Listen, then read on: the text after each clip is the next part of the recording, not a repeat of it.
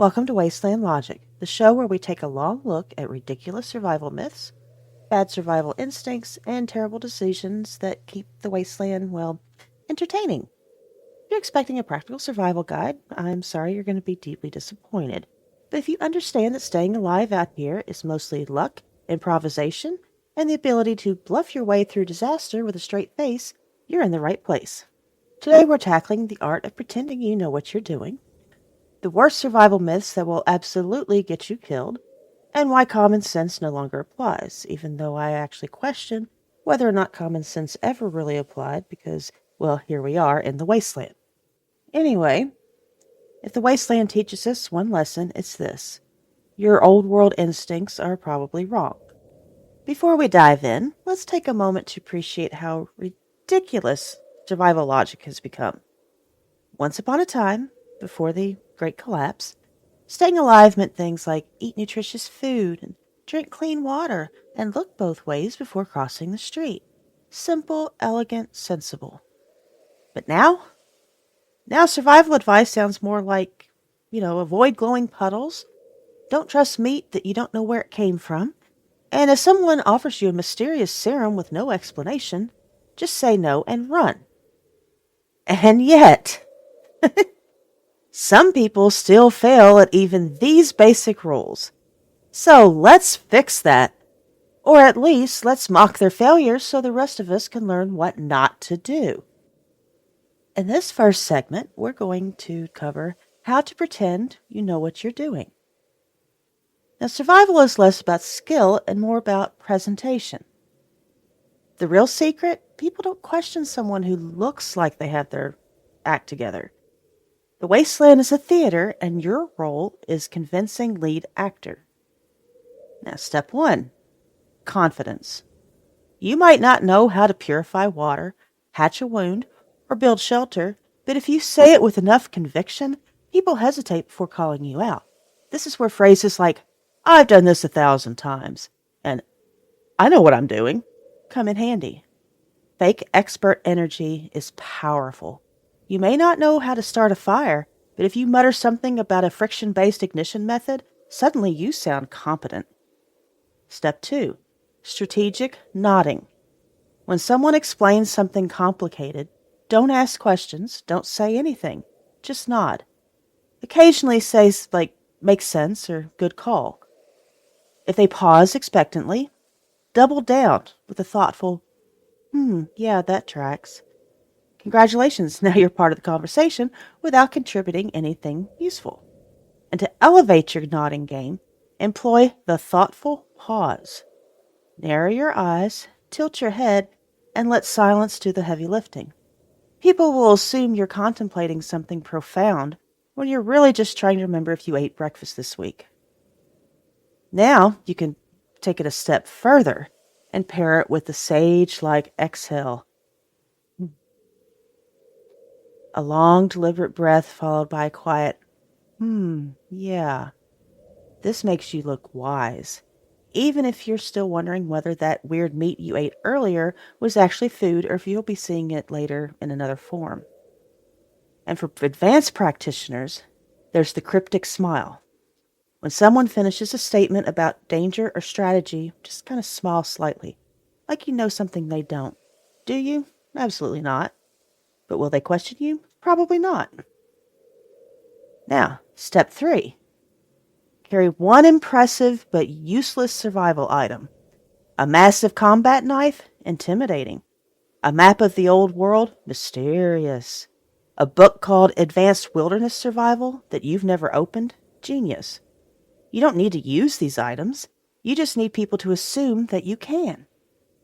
Bonus points for anything that looks extremely complex, like an ancient compass, a bundle of strange-looking wires, a half-functional radiation detector you tap dramatically, like you're getting a reading. Or go full theatrical with an artifact from a forgotten civilization. Some random piece of debris you claim has great significance. Does it? No. Will people invent their own theories? Absolutely. I mean, this works on scavengers, raiders, and even suspicious traders. No one questions the person carrying an old military field manual in a language they can't read. And if someone does, sigh deeply and say, "Oh, you wouldn't understand." And if all else fails, talk less, look serious, and squint dramatically into the distance every so often. Works every time. Now, in this next segment, we're going to cover worst survival myths that definitely will get you killed. Now, you'd think that survival would be common sense, but no. People still believe these myths, and some of them have yet to recover, or they're just no longer with us. Myth number 1: drinking cactus water is fine. Well, if you enjoy hallucinations and gastrointestinal distress, sure. Otherwise, you'll wish dehydration took you first. Just because something contains water doesn't mean it's drinkable. Especially, with all the radiation in the air and, even if the cactus, you were to be able to find the cactus with the right amount of water, it's probably soaked in all that radiation. So, don't drink it. But also, gasoline, swamp water, mystery vials labeled definitely not dangerous. All technically liquid. And cactus water fits right in there. And unless you have a degree in advanced wasteland botany, you're playing gastrointestinal roulette. So just be careful what you drink. Even if it comes out of a cactus or if it says safe to drink, unless you've actually purified that water yourself or you know intimately the person who has done it, just don't do it. Just don't. Myth number 2: you can outrun radiation.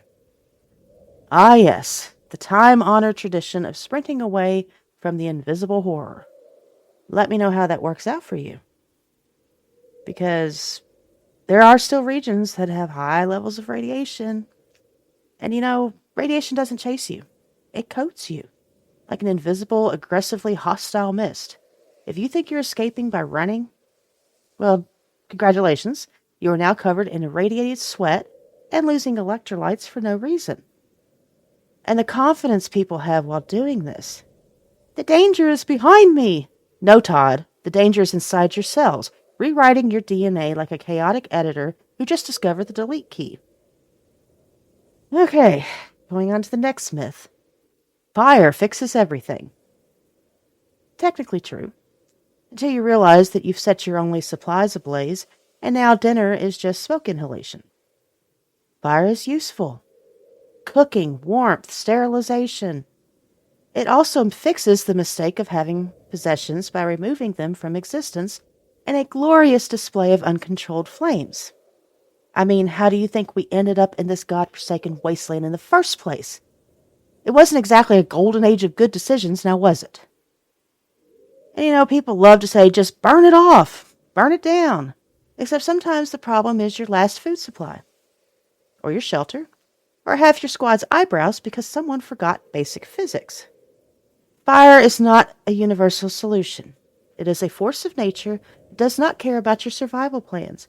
It just wants to consume everything within reach. Which gives us a segue into the next segment. Why old world common sense just no longer applies. That old world common sense kind of worked when life made sense, before the collapse, even though there were some people who didn't have common sense. But that old world common sense doesn't work here. Because before then, you could assume that food was labeled correctly, water wouldn't make you glow, and medical advice didn't come from someone named Rotgut. Now, like I said, none of it applies. You don't ask what's in the mystery meat. You don't trust an old map, and if a stranger hands you a glowing vial and says, "This is totally safe," don't drink it. Please don't drink it. Survival isn't totally about instinct anymore. It's about reprogramming your entire brain to function in a reality where normal logic has packed its bags and left. Like food. It doesn't have an expiration date. That doesn't mean it's fresh. It means it has transcended time. If someone says, "This ration is before it all went bad," they are not specifying whether it refers to civilization or the food. And mystery meat? Don't ask. Nothing good has ever come from asking that question. Just don't ask and don't eat it. the love of God, don't eat it. Now, maps. A map used to show you where things were. It's now a collection of optimistic suggestions from the past. Roads have vanished, towns have become craters, but the only time that you really want to pay attention to that map if it has "Don't go here" scribbled across an entire region. Just assume someone tested that theory and listen to the warning, because there's probably something there that you do not want to see. So just completely avoid it. Okay, another thing is strangers claiming something is safe. If someone approaches you and say, "Drink this, it's totally fine," it's not fine. The liquid is glowing. It smells like, iron, old socks, and sweat. And yet people keep falling for it because humans have a tragic tendency to believe anyone who sounds confident.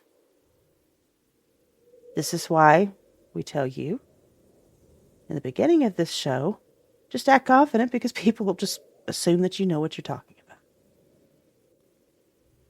And just remember, nothing labeled harmless is actually harmless. If a trader says, "Everyone drinks this," ask yourself, where is everyone now? You cannot rely on old world instincts in a world that has gone completely off the rails.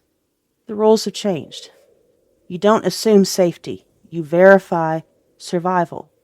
And sometimes verifying means watching someone else try it first and taking very detailed notes. All right, that wraps up today's episode of Wasteland Logic. Another deep dive into the myths, mistakes, and baffling instincts that somehow pass for survival strategy out here. If you take nothing else from today, remember this. Just because something contains liquid does not mean that you should drink it. And while we're at it, don't eat meat if you don't know where it came from. Don't trust maps older than the crater you're standing in. And for the love of whatever is left of civilization, don't believe strangers who say, "This is totally safe." It never is. Survival isn't complicated. People just insist on making it complicated by ignoring the most basic rules of not dying. So, until next time, verify before you trust, question everything, and truly try, to stop drinking things you find in containers with no labels. However, alcohol is safe to drink, and I could really use some right now.